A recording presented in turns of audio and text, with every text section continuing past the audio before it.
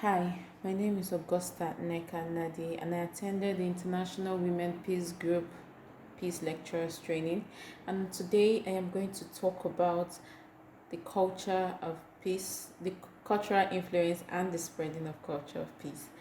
Now, the thing about peace is it comes from within. We cannot give up. We cannot give what we don't have unless we understand that our culture shapes who we are.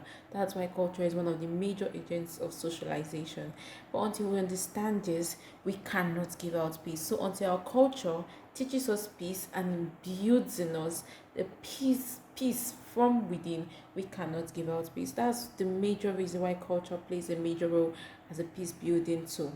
Now, what is peace? Peace is not just the existence of war, it's an environment that fosters development, that fosters coexistence, that celebrates diversity and promotes unity. That is my definition of peace. Now, if our culture does not start teaching people from young to tolerance, unity, respect from individual views, this is going to be a problem to everybody.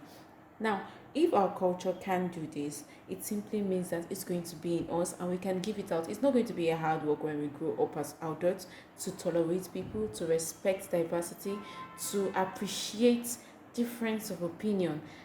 Actually, war would be ceased, would have less war, would have peaceful coexistence if our culture can play a role. And how can we actually spread the culture of peace? It's by being peace for ourselves, creating a habits loop that promotes peace, which means I don't see people outside and just talk to them anyhow and disrespect their views. I respect others and they in turn respect me. I start to show myself as a person of peace, and in turn people do that to me.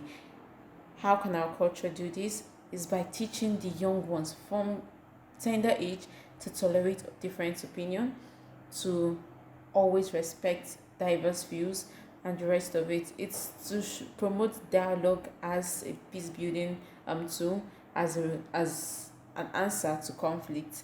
Is to promote not just dialogue, diplomacy, compromise, and other tools that does not, other non-violent tools that does not bring about war. These are more things that we can do about peace. I just wrote my lesson plan, and in my lesson plan I said before you actually start looking for how to correct the toxic cultures that promote war, we have to analyze the current cultures we have on ground. These days, I am a Nigerian, so I'm going to be speaking from a Nigerian perspective. These days, it seems that most people do, their reaction to conflict is to provide more conflict, which means if you threaten my person, my reaction is to become bigger or more violent to you, not peaceful.